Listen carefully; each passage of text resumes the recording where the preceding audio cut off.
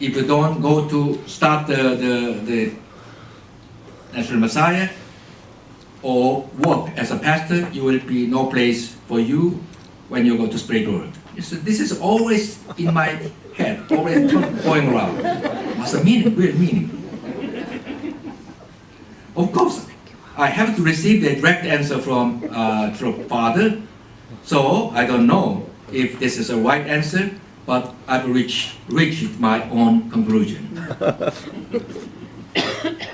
It is my belief that true Father said those words to me out of love, because He loves me, in order to make me a better person. I'm sure about that. Though the 27 years of first half of my career in the field of culture, art, education were also a part of my given mission for the Providence. Yeah, Father gave such a mission to me at the time. They can be said to be of more a secular nature work than the spiritual. Do you agree there? Therefore, if I had continued to live the rest of my life tied to this secular work, my character too would have become a solidified in secular way. And if I had no knowledge of pastoral work and had never experienced the heart of a pastor, I wouldn't really understand the direction of true parents' providence. I wouldn't be able to see the world and history from the providential viewpoint. And I would never experience for a pastor to guide the spiritual lives of members. What is more, I wouldn't even be able to feel what the members have in their heart. And I have never experienced the tears of joy, emotion, and the pain while working as a pastor. True parents once said that unless you've experienced and dealt with the 12 different types of human character, like the 12 pearl gate of heaven, you don't enter the kingdom of heaven. That being the case, I would have perhaps become a man with a crippled character who has only experienced half of the different types of human beings, just one side of my life. I'm going to think of these two different experiences I have undergone from the viewpoint of leadership. For 27 years, I have worked as the leader of an organization. I have been one of a manager who demand the obedience of my subordinates and likes to be served. Therefore, it has been natural my leadership become the manager leadership. As a pastor, on the other hand, I have been lived a life of service and not of being served. To nurture the spiritual lives of my congregation, I need to serve others infinitely. In accordance with the teaching of true Father, a pastor needs to personally practice a life of living for the sake of others. That's why a pastor's leadership should be a servant leadership. Therefore, if I hadn't been able to experience the past of a pastor during the past 20 years, I never would have had a chance to practice this servant leadership. Then I would not have practiced the life of living up for the sake of others, which is the most important teaching of true Father. And I would have ended up with only a half-formed character. Hence, true Father's word that there will be no place for me in the spiritual world were only too appropriate. Dear Women's leaders of the Women's Federation, you are one leaders of the unification movement who practice boundless love as woman and as a mother. Moreover, true parents proclaim the advent of a woman's era when they founded the Women's Federation in 1992. Thus, you have been liberated from the anguish suffered by women in history, and therefore you are the happiest of women. Are you? Yes? I was blessed as one of the 430 couples in 1968 with Dr. Moon, and have been lived our marriage life with my wife, Dr. Moon, for 48 years. And we had 3 sons, 3 daughter-in-laws, and 3 grandchildren. Though I'm lacking in many ways, I confess, I try to do my best to live for the sake of my wife. But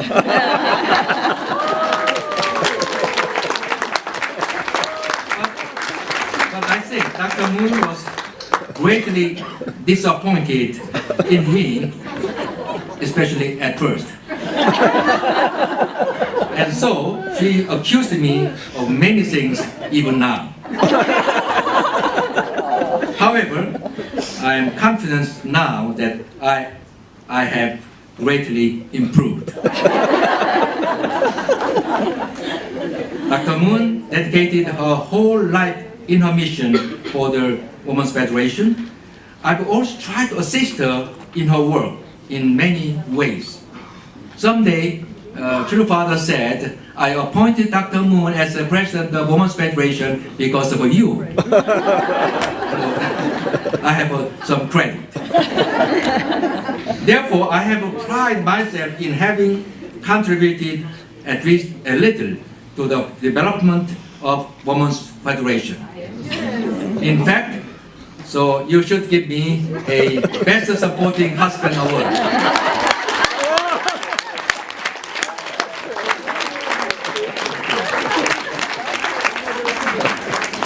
My wife and I are now special emissaries, but when she first started out on this mission last June 2014, at the time I volunteered to be her suitcase carrier, to assist her. Surely, I cannot send her without me. In that such a long period of time for the mission. Later, thankfully, True Mother appointed me as a special emissary as well, and thus we have become a special emissary couples.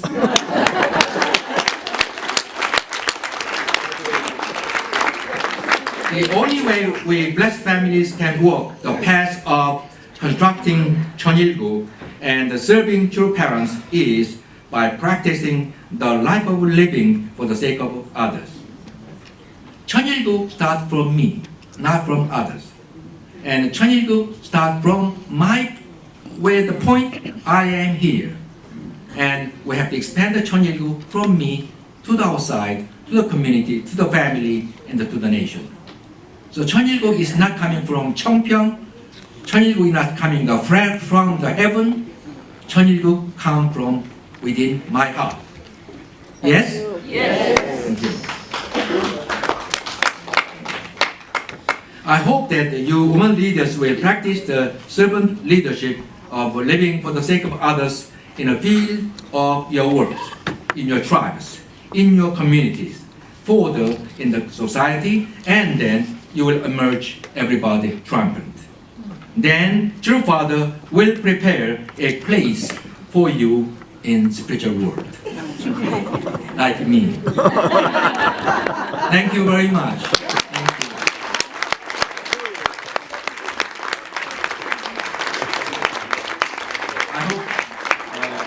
My short remarks is give some kind of image or some inspiration to you. I really hope. Thank you very much.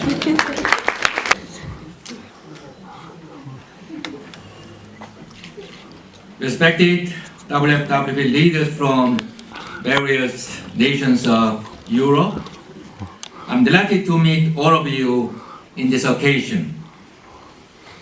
Actually, I attended several Women's Federation events held in Europe with Dr. Moon, but I believe that this is the first time I've been given an opportunity to speak to you officially. So it's truly great honor and privilege for me.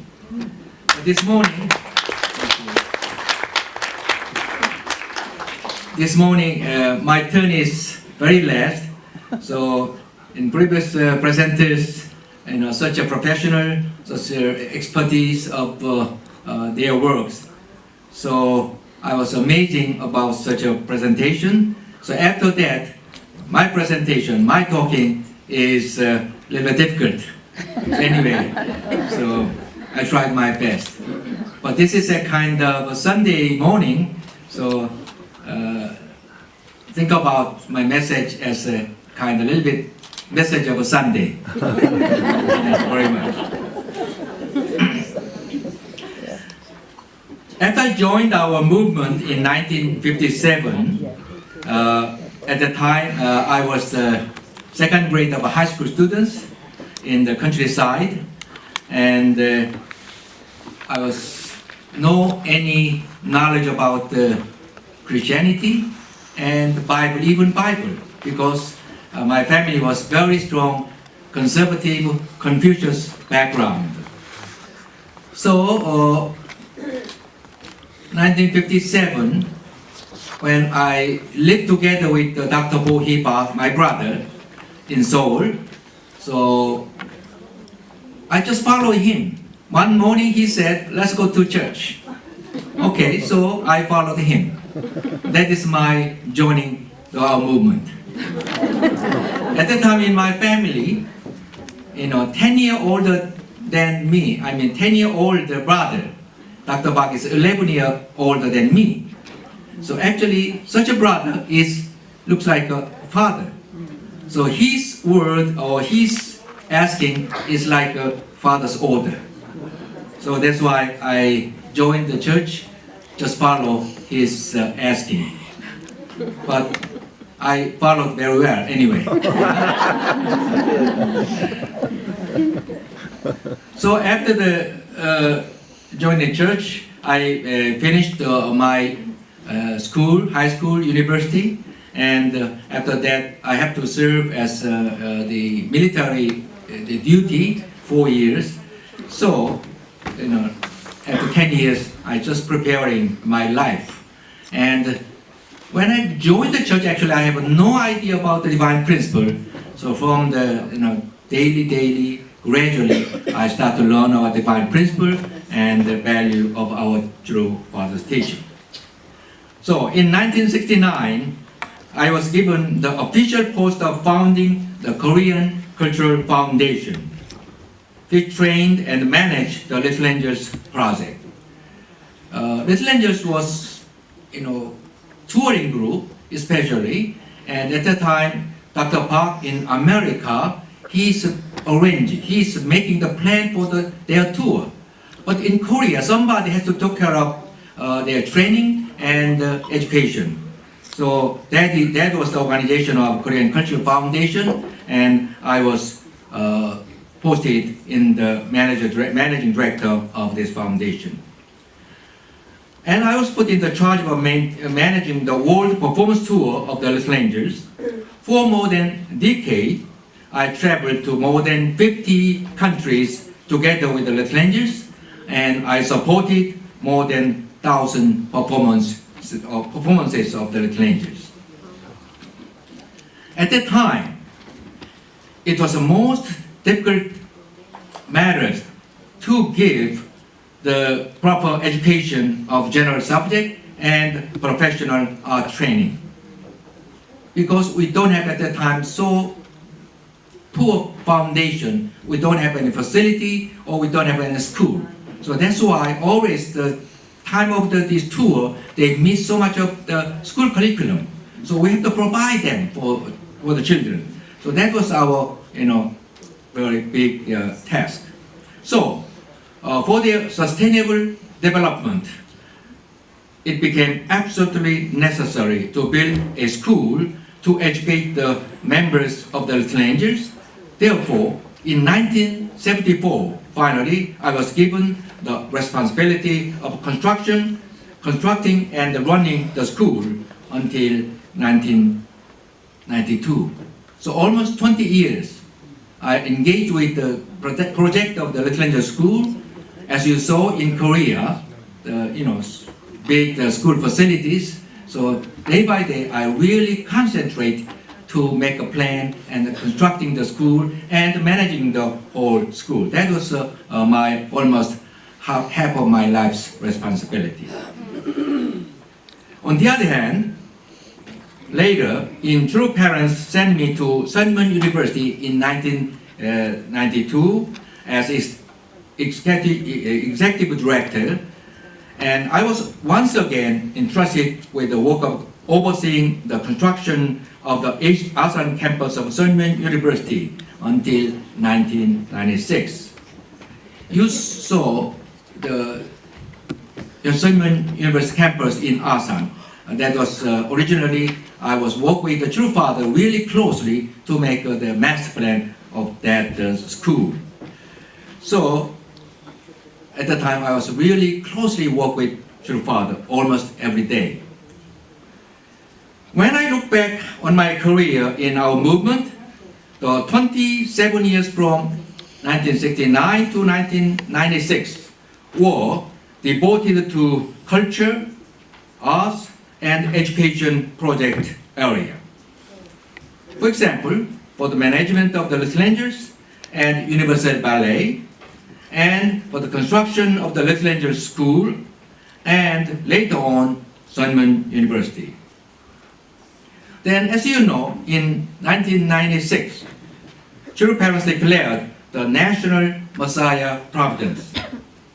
Through this providence, my life went through a great change. It's like a turning point of my life. So this morning, I'm going to share my experiences with True Father at this critical time. One day, in July 1996, I was notified by the church headquarters to attend the workshop in Cheongpyeong for the National Messiah. I was very shocked because at that time, the only people eligible to be sent out as a national messiahs from Korea were the elders who had more than 30 years experiences in church ministry.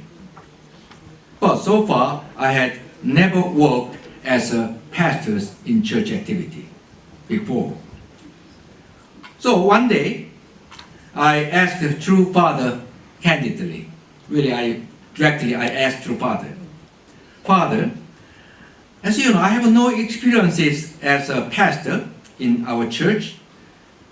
How can I, such a person, work as a national messiah? And moreover, we are very short time in constructing the university. And if I were to leave, this construction work will suffer very much. So what shall I do? So this briefly I asked your Father. At that time, contrary to my expectation, True Father answered, yes, I'm aware that you have no experiences and that you are short on time and that your work in the construction of university is indispensable. However, I wish to send you out as a national messiah because I love you. If you don't participate in the national messiah providence in this time, there will be no place for you when you go to spiritual world. Can you imagine this answer? It's like a thunderbolt.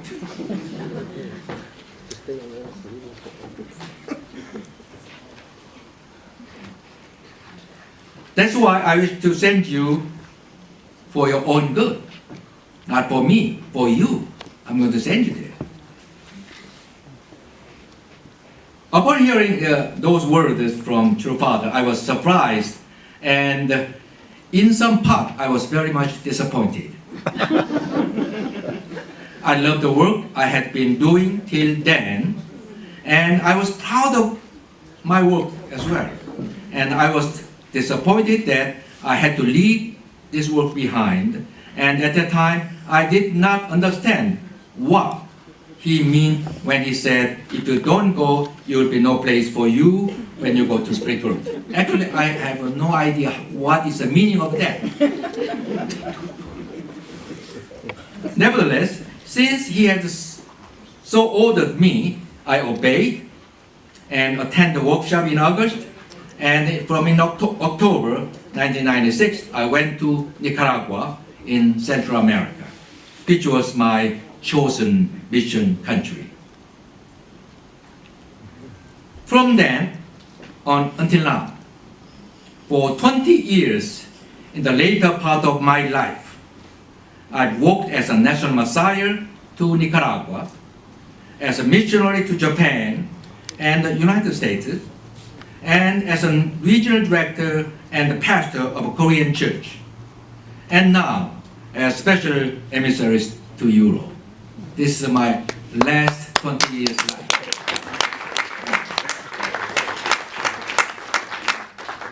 So thus, I have worked as a pastor for the past 20 years. During all these years I've worked as a pastor, I've continued